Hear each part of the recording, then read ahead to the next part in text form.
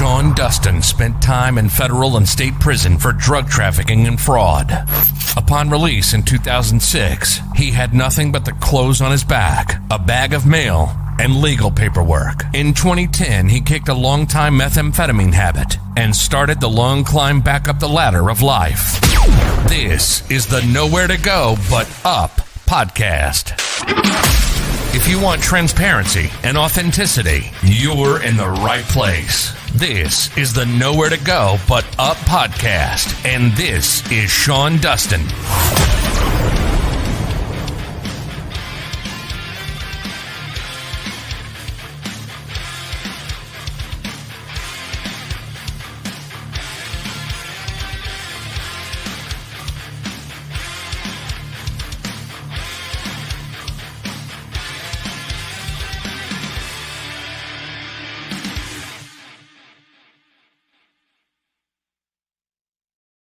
What's up? This is the Nowhere to Go But Up podcast, and I'm your host, Sean Dustin.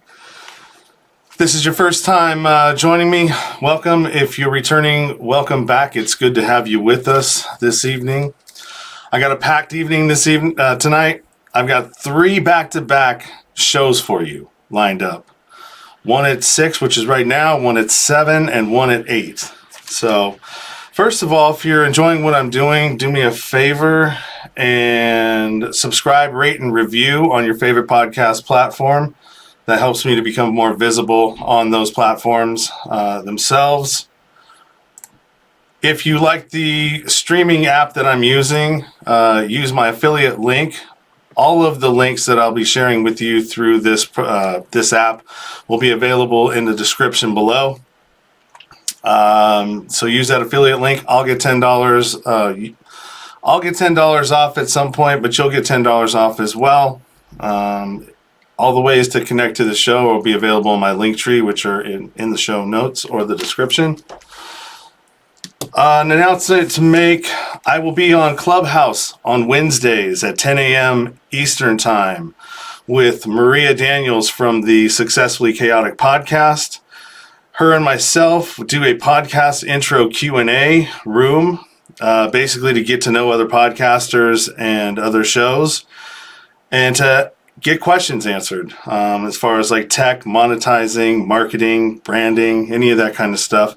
That's what we talk about over on Clubhouse on Wednesdays, every Wednesday at 10 a.m. Eastern Time.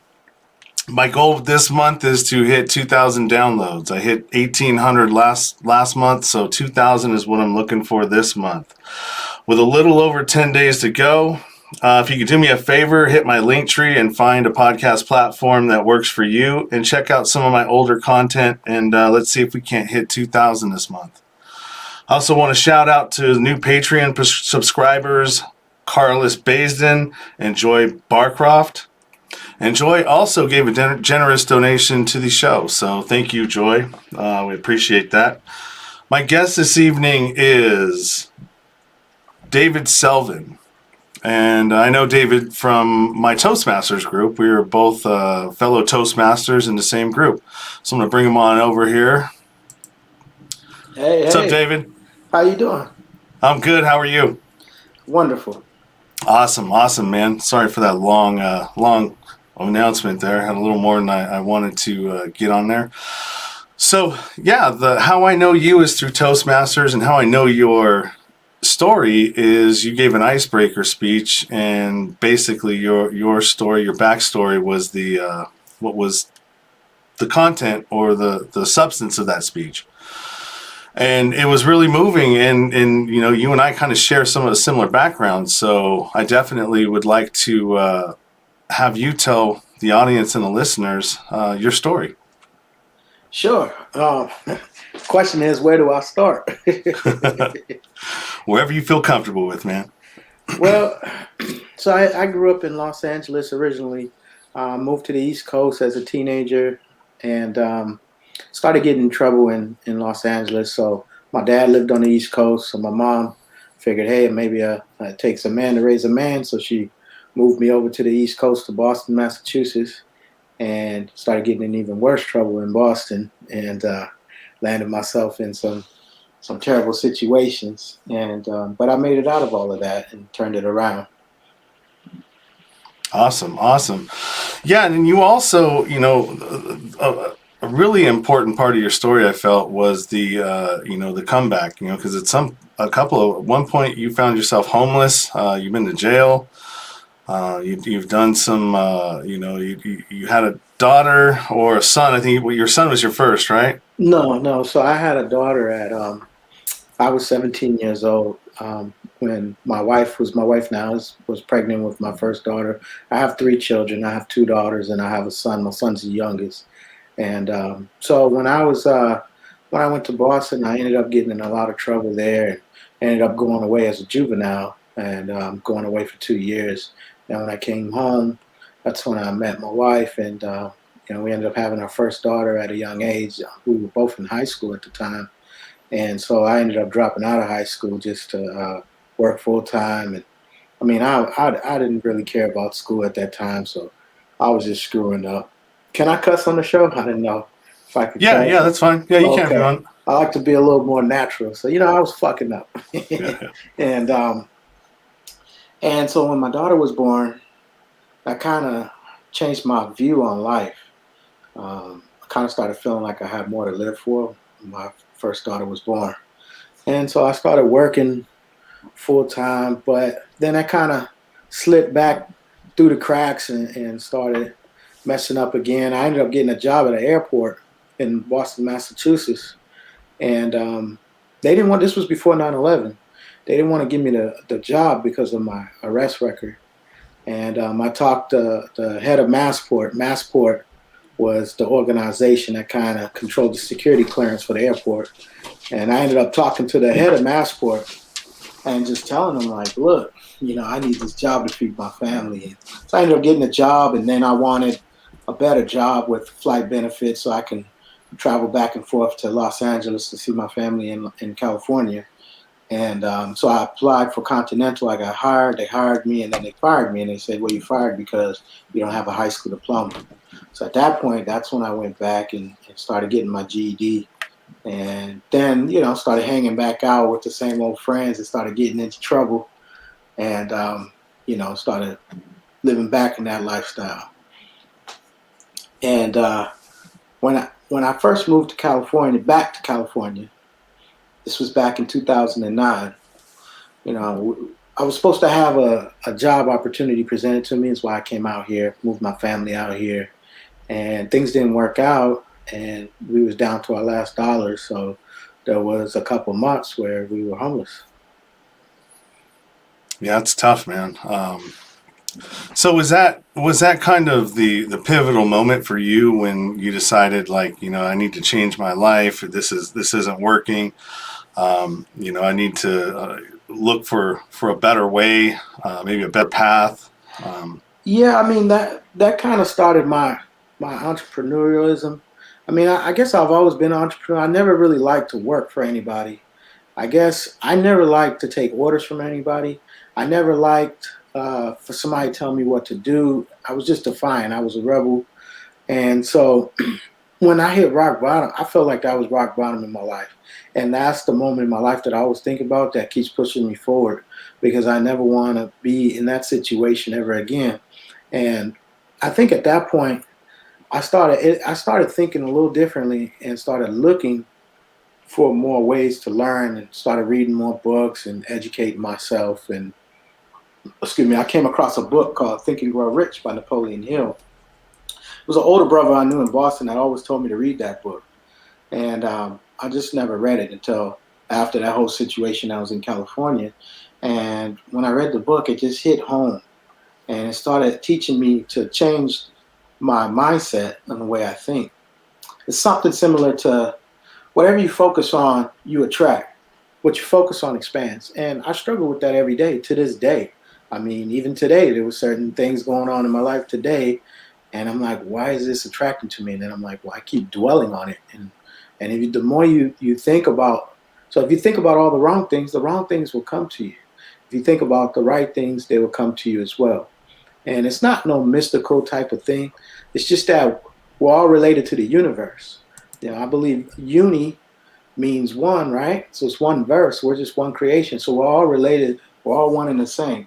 So with that being, we're all in tune with the same energy out here. It's the same energy that works to where you could pick up an iPhone and call somebody in China and they pick up the phone at the same time. You could communicate. We don't know how it gets there, but it goes through these waves that's on our Earth in the universe, and it's basically the same way your mind works. And when I started realizing that, things started to change for me for the better. Yeah, it's crazy how it works that way, huh? Yes, it is. How the subconscious really is what drives the boat, and what's happening up here isn't. It's like the windshield, right? We're the windshield. The body, the exterior is the windshield, right. And the subconscious is what's really driving everything. Your subconscious is a collection of all of your experiences and all of your traumas and all of your things that you've learned in your life, what you like, what you don't like. But it's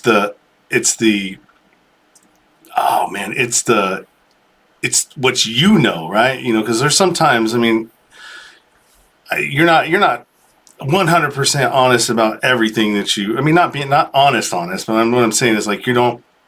There's personal things about how you think that you don't share with people, right? Exactly. And that personal, way that you think, and that's all up in your subconscious. So it just plays out underneath everything, and how it shapes and shakes out is crazy. Yeah, it's like that old song says, "A child is born with no state of mind, blind to the ways of mankind." You're only molded to your environment, things that you've seen growing up, things that your parents have taught you, and so it's kind of like if somebody was born, if a Chinese person that was born in China, then that's all they know. Now, if they came into America, say they were adopted as a baby and they grew up here, then that's all they would know. So you only know what you're taught, and so sometimes the way we think, the way we process things, it's not you thinking, it's actually what you've been taught, what you've been programmed, and what you've been molded to think. And so sometimes you just have to kind of change your paradigm or shift your paradigm, shift your way of thinking to something different. Yeah. And then the more that you try to change, it's like almost like, with addiction, when, I had to try so many times to stop and fail. And at some point it ended up getting the right way and where I needed it to be, and I think that there's a lot of things in life that are like that, where you've got to fail, but if you're failing forward, it's not as bad as, knocking the whole house down and having to start from scratch, right? Because you've already got this little baseline of, okay, well, at least, I might have failed today, but at least it didn't take me 2 weeks this time to figure it out. It only took me 1 week, right? That's right. And then the next time, maybe it's only 3 days, or maybe it's only 1 day. But at some point, if you keep trying, it'll be 0 days, right. and you'll just have accomplished it or achieved it, or made it a habit. Whichever one you prefer to say. My theory is that just whatever your goal may be, just do one thing towards it every day, and eventually you'll achieve that goal. And every time that you take a so-called loss, it's not a loss, it's a lesson. Just learn from it. Learn from your mistakes. We try to learn from other people's mistakes, the other people who went down the path that we're trying to go down, and we want to learn from them. But, sometimes you have to take those same mistakes yourself, and then you learn from your mistakes. And you learn, okay, what did I do right in this situation? What did I do wrong? And you take the best part out of that and move forward. Yep. Just like constructive criticism, take what's valid and leave the rest for somebody else. That's right. Because we know it's, like even behaviors, like after some of my behaviors or some of the things that I used to do, I knew that they weren't right, but it was hard to stop them once it was already in motion. You know what I mean? Because it's a habitual thing. It's that undercurrent. It's that subconscious reaction that you have to people. And I think that what it's really called is shadow work. Yeah. You know what I mean? Because that's your shadow self. You know, and that shadow work is sometimes the hardest because there's some things that you do that you don't realize that you do. You know, and unless you have somebody that's out there, you know, working with you or, you know, paying attention to what you're doing, it's hard to get called out on it. And yeah, go for it. Yeah. I think that's the hardest part about change is, you know, knowing, because like you said, you do things subconsciously because you've been doing it for so long, you don't even realize what you're doing. And so that's the hardest part about change is that's the first step really, is to know, okay, this is what I'm doing, this is what I don't need to do. And then check yourself every time you catch yourself doing that and say, wait a second, this is not what I'm supposed to be doing. I need to be doing this. Yeah, exactly. So you've got a couple of different things that you do that are interesting to me, and I find that are pretty cool. We'll get into your real estate investing and, you know, what it took for you to get involved in that and get your real estate license. But I want to jump over to your passion because I think that you can tell me a lot about that because you light up every time, you know, you think about your cars. So what do you got? What do you got sitting in the garage? Well, right now I have I have a 64 Impala lowrider. It was featured in Lowrider magazine. I want to say it was back in 2014. It had a feature in Lowrider magazine. They came to Oakland, do a photo shoot. And I also have a Cadillac Fleetwood Brown in the garage. And those are my passion. Lowriding is my passion. I love lowriders. When I was a kid growing up in Los Angeles, just seeing the guys riding up and down the street in the lowriders, it's like, wow, I want to be like that, you know. And when I got older, I realized how much money is involved in it. I was like, whoa, this is going to take some time. And, you know, I had a couple cars and they just wasn't quite, you know, show quality. So it wasn't until when I got a little older and I was able to put that kind of money into it. The time, I mean, all the chrome and the paint and everything that goes into making those cars look nice. A lot of people don't know, but, you know, those cars are like walking bankrolls. Rolling bankrolls is what I should say. So I mean, it's a lot of time, effort, and money that's put into those cars. And so when you see it, it's a work of art. And it makes you really appreciate it. And for me, no matter what kind of day I could have, I could get in that car, just fire up the motor, crank on the oldies, and dip down the street, and I'll forget about anything that was wrong. I just totally forgot about it. Totally forgot about it.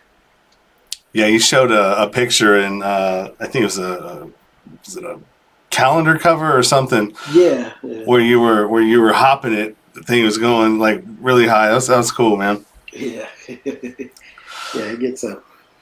So yeah, my friend. So Tina Marie is one of my friends who's commenting, and she said one of her friends was on the cover of a Lowrider magazine. Tina Marie is actually a model herself too, and she's one of the founders of Indie Pods United, which she's the original founder, and I'm one of the co-founders of that group as well. And so yeah, I think we know the same person. If you're talking about Helen, yeah. She's gorgeous. She's one of the she has that natural Aztec look to her. Wow, nice. Yeah. Nice. So let's move on to Toastmasters. Mm-hmm. We both share that. Toastmasters, I got into that because of not liking how I sound when I'm editing back my episodes. And I had a lot of phrases that I would use that would just annoy the hell out of me. Like, you know what I mean? And when I get really comfortable with somebody talking, they come out because I forget to kind of monitor myself and my speech. And then the ums were killing me. So what was your path into Toastmasters? It's actually I joined Toastmasters for the same exact reason.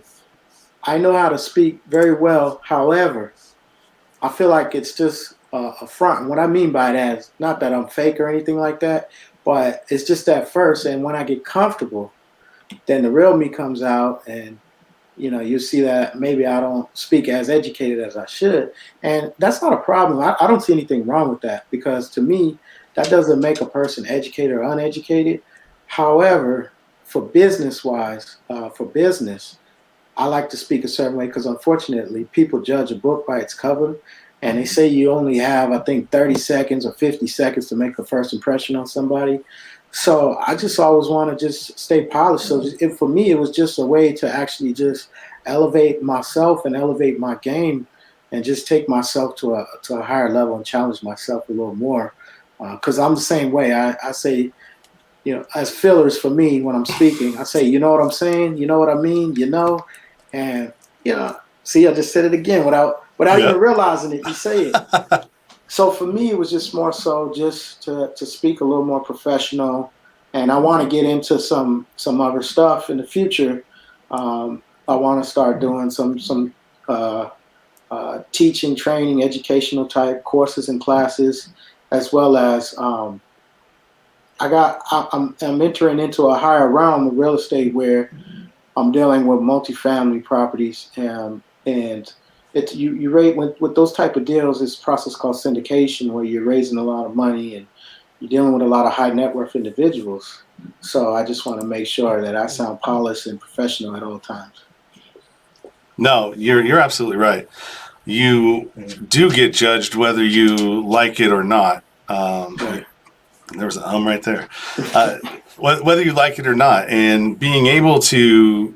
It's one thing to be articulate and be able to articulate something, but it's another thing to be able to convey a message in a way that is quick and to the point, and doesn't have a whole lot of Riley. Stop. It doesn't have a whole lot of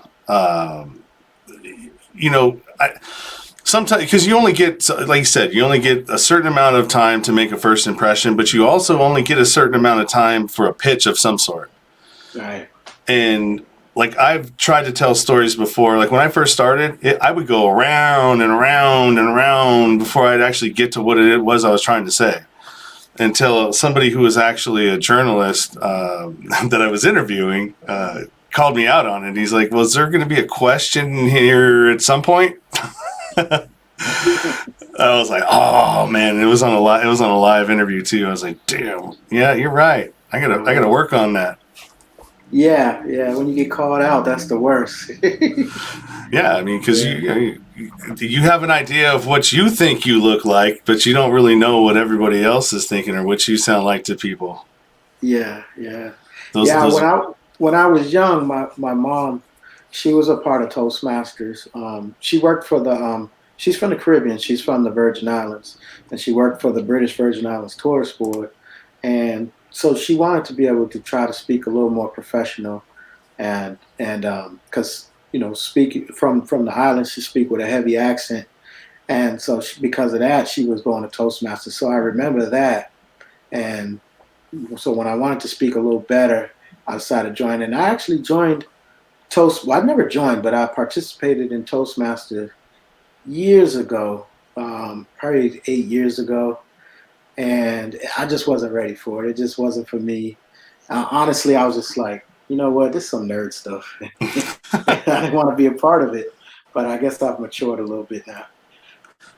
Yeah, it's and for those of you that don't know what we're talking about, Toastmasters is a speaking, speech, empowerment. It's a group. It's a course. There's a lot of things that are wrapped up within it that you can do once you're in Toastmasters and you're a member.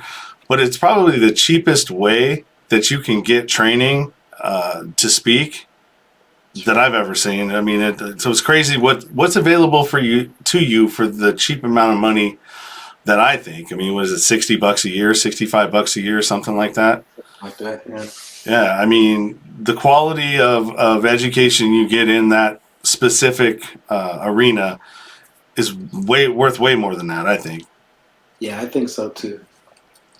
So, all right, so let's pivot into into the real estate aspect of what you do, and what I find is fascinating, because I've always wanted to do that, but I just never knew how, or had the money, or you name it. Either I had the money and the desire was gone, or I the desire was there and the money wasn't. So it's always been on the opposite ends for me. So, like, how did you get into it, and what did it take for you to finally realize, all right, well, I'm not doing nothing else. This is all I'm going to do. Well, I wanted to be in it for a long time. I wanted to get involved in real estate, but didn't know how, like you said. Started reading a lot of books, and I ended up reaching out to somebody I knew and bought a fourplex in Atlanta, Georgia. Needed some work. To make a long story short, not to bring up too much about the situation, I felt like I got taken advantage of. They basically tried to jerk me out of about 25 grand. And when I caught on to it, we worked it out. Make a long story short, we worked it out.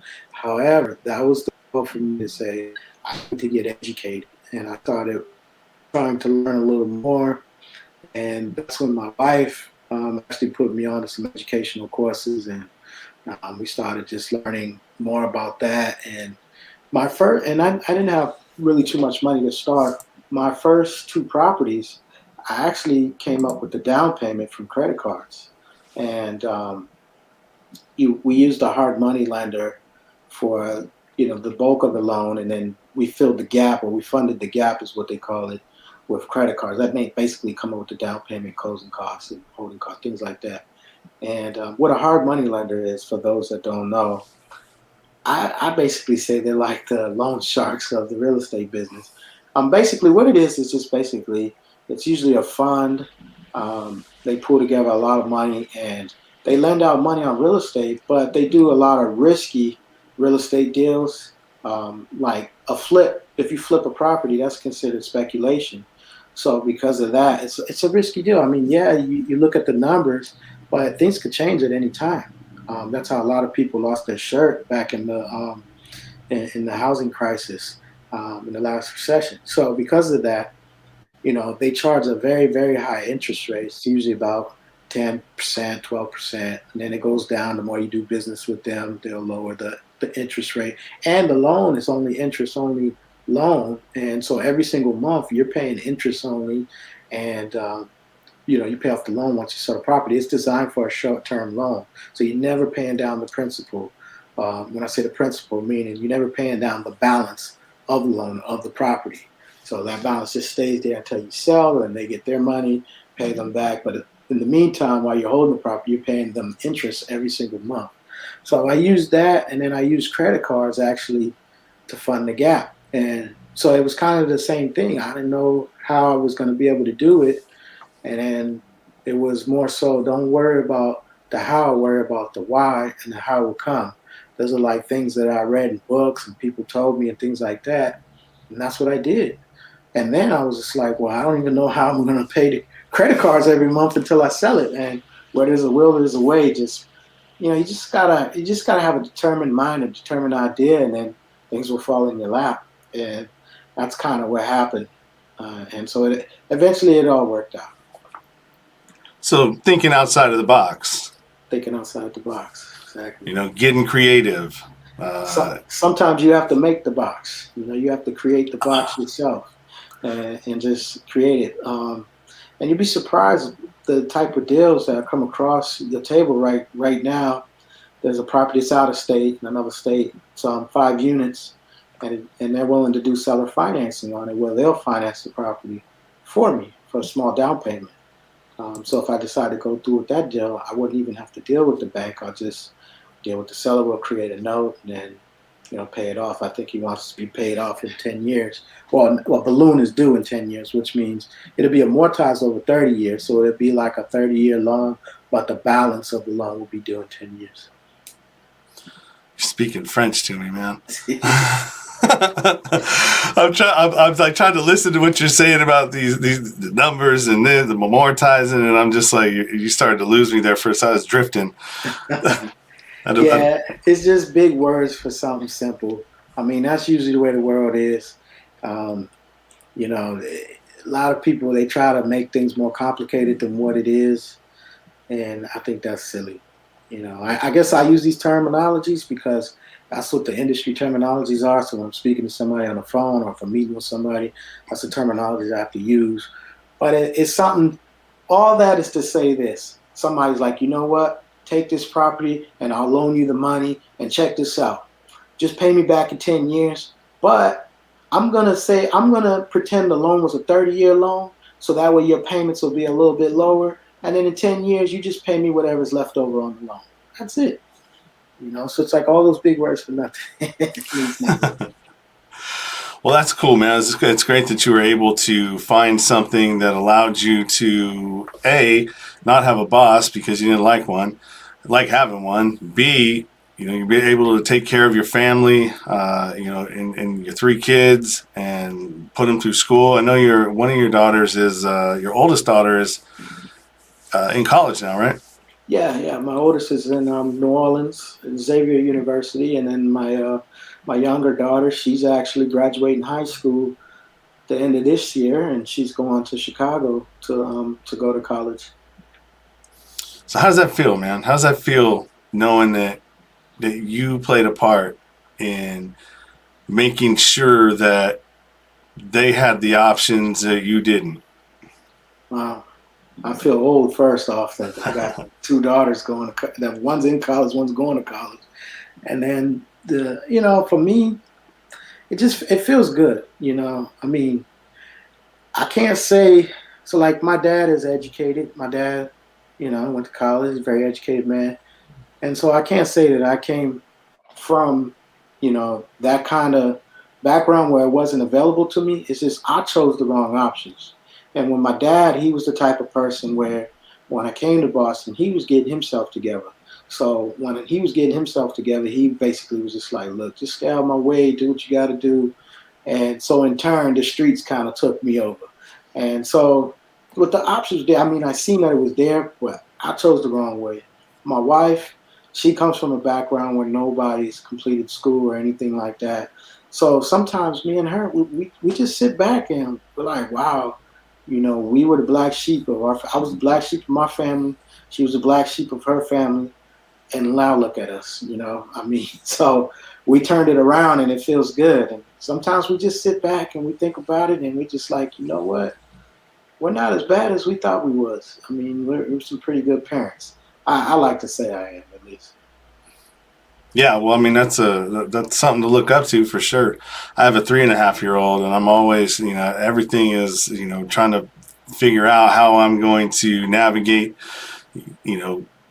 making more time with her and, out of a job that, there's nothing wrong with it, but it's just, I think spending 14 hours a day doing something that you really don't, doesn't really align with your value, or not your values, with where you're trying to go, creates a lot of unnecessarily, like if you're spending 14 hours doing something that you don't like doing, the last 10 hours is going to be probably not very pleasant for you or the people around you because you've just, you know what I mean? Yeah, totally. I mean, my thing is this: what I teach my children is this: whatever you want to do in life, just be the best at it. I don't care. I'm not going to judge you. Whatever it is you want to do, and I mean, this may sound crazy to some people that's probably listening to the podcast, but hey, you want to be a gangster? Go be the best gangster there is. At least whatever you want to be, I don't care. I train you the right way. I teach you the right way, and then when you're an adult, you do what you want to do. That's on you. The bird has to fly free from the nest. However, we try to mold that bird to fly a certain way when they're young. But when they're an adult, be whoever you want to be. If you want to go work at, Starbucks, and that's what you want to do for the rest of your life, fine. You want to work at Walmart, fine. I don't see nothing wrong with any of that. Because, in fact, we all need people in different positions for this world to turn. Like, everybody can't be the same thing. So, I mean, I don't see anything wrong with that at all as long as you're happy. The thing is just live with passion be happy and passionate about whatever it is that you do. And as long as you're happy and passionate, then success will come. Because success to me is not measured by finances or money; it's measured by happiness.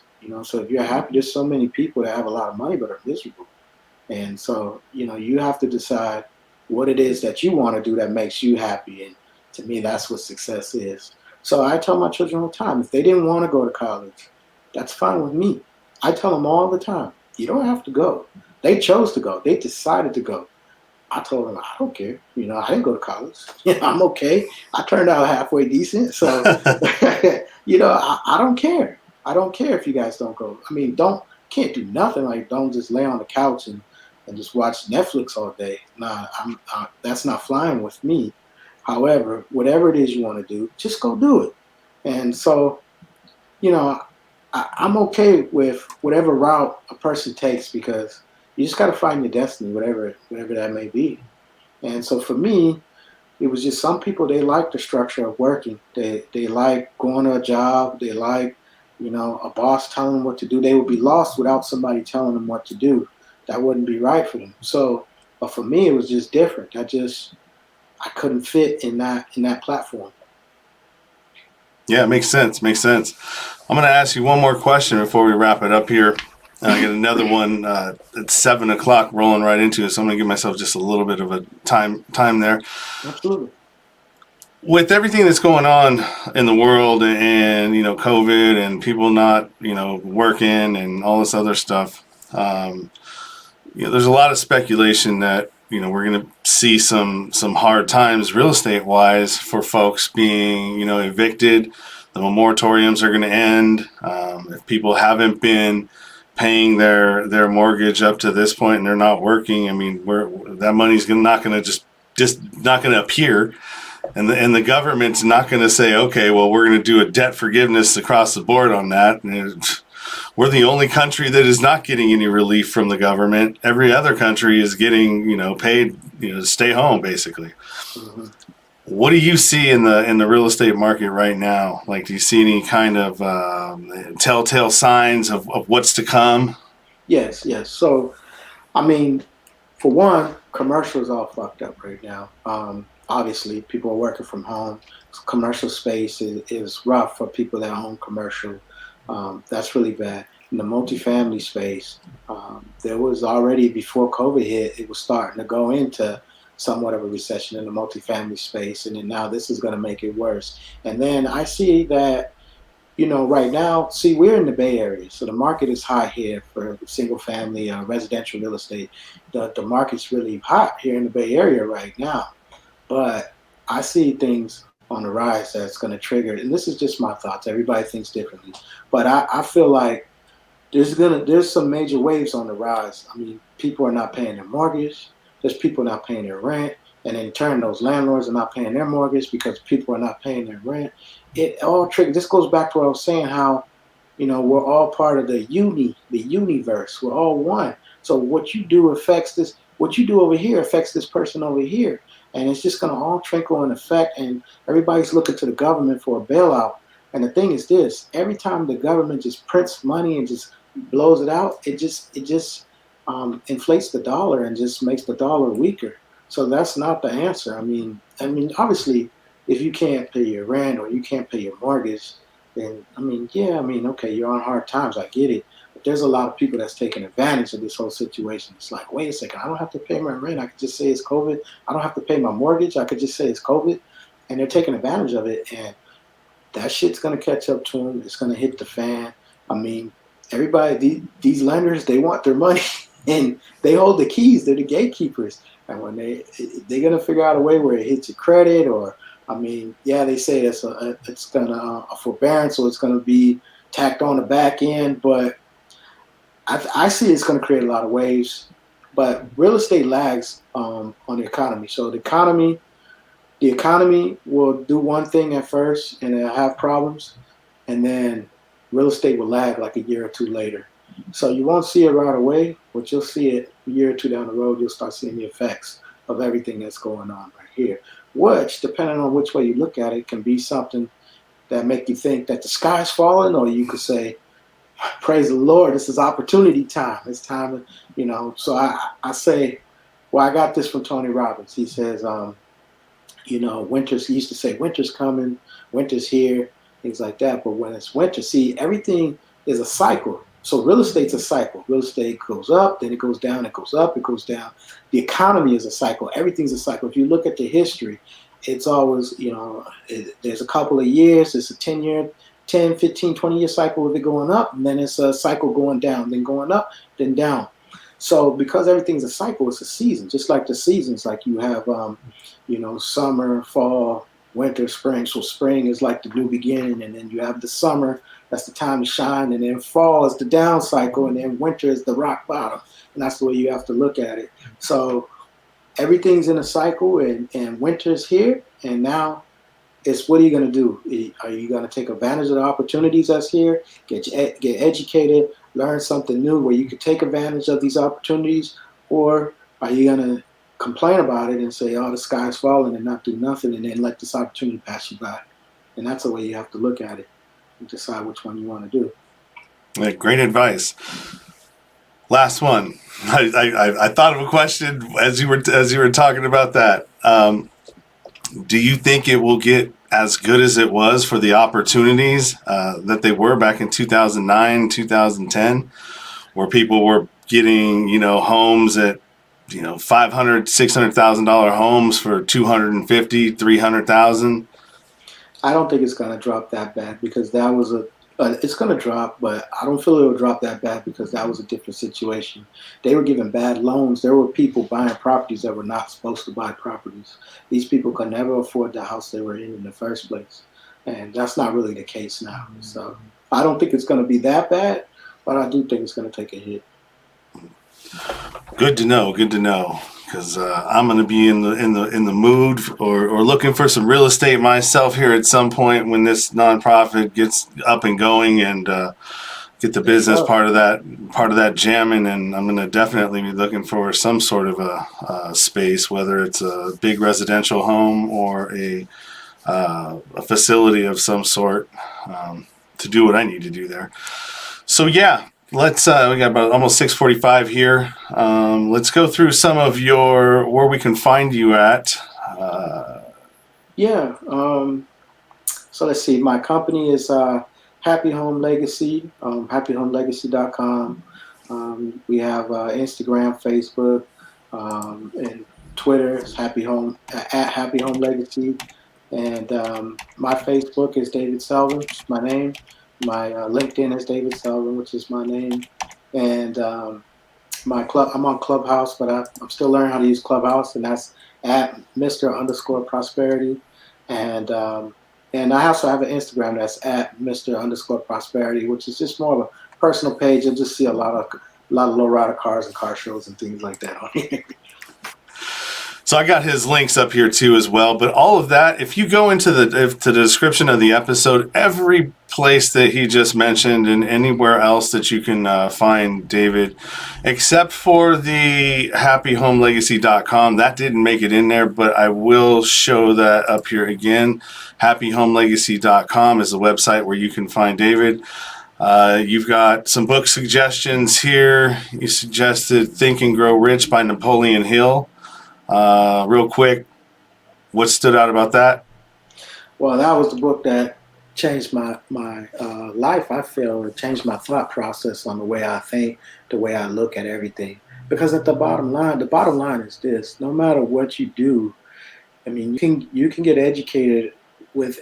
There's a reason. Okay, only way I know how to explain it is like this: two people can become a doctor, right? Doctor is a very high-paying profession. But one doctor might only make $200,000 a year. Another doctor might make $10 million a year. What's the difference? The difference is just the thought process. One decided to do a few things different. One might just think he has to be the one work, and the only one to be there. And then another one, he might say, you know what? I can get a bunch of doctors that think with that mindset to come work for me, and I can run a business, and then I can help more people.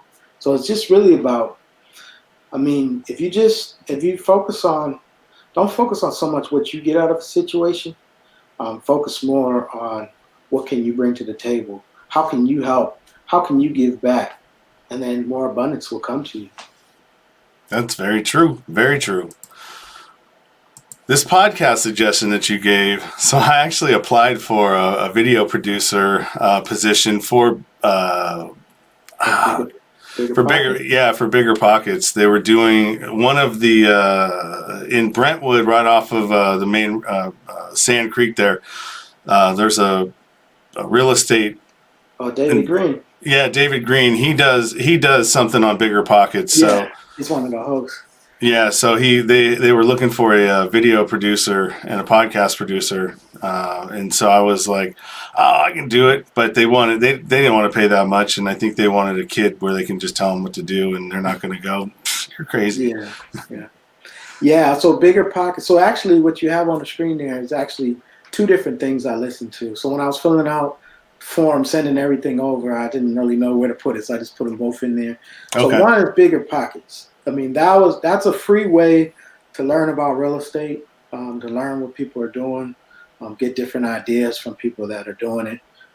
So I like to listen to that a lot in my car. So when I'm driving, I live in Brentwood and I'm travel all throughout the Bay Area. So I mean, I like to say if you live in Brentwood, no matter where you go, it's a minimum of a 30-minute drive.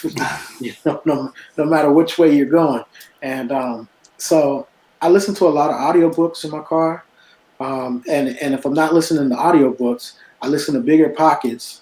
They have a lot of podcasts, and also they have like a web forum where you could chat with people and learn. It's all free, and or you can sign. I mean, they have a paid membership, but you can sign up for a free membership. And the second one is Bob Proctor. When I said Bob Proctor episode, it's basically just going on YouTube. You just type in Bob Proctor on YouTube, and then all type of stuff will come up, and that deals more of mindset and just how to think differently and view the world differently. And I love listening to stuff like that. Bob Proctor is a big influencer of the way I live my life. Tony Robbins is another one. And there's others too. An old school guy by the name of Jim Rohn. He's passed away, but you can listen to a lot of his stuff on YouTube as well. And I listen to all of that. If I'm, most of the time when I'm listening to things, it's basically when I'm in the car. And so I listen to that in the car, or I'm listening to audiobooks. Awesome, man. Well, I appreciate it, man. Thank you for all the knowledge that you gave and sharing your story. And hopefully the listeners got as much out of it as I did. Thank you for having me. I appreciate it. Yeah, man. No problem, man. I'm happy to know you. Likewise. Right on, brother. So stick around, everybody. At not on this one. I'm going to close this link out.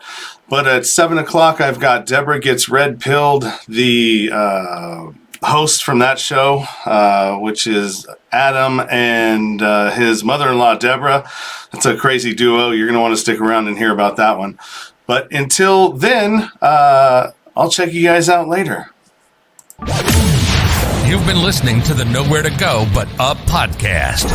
Sean is a single dad, a union blue-collar guy, and he spent time in federal and state prison for drug trafficking and fraud. When he was released from prison in 2006, all he had was the clothes on his back, a bag of mail, and some paperwork. Since then, he's turned his life around and shares the struggles and successes on this podcast. We hope you enjoyed the show, and we hope you were moved. To connect to the show, book a guest spot. For merch, Patreon, PayPal, and social media links, go to linktr.ee/nowheretogobutupnow. On Instagram at nowheretogobutupnow. On Twitter at butupnow. On the YouTube channel at Nowhere to Go But Up Podcast. See you next time.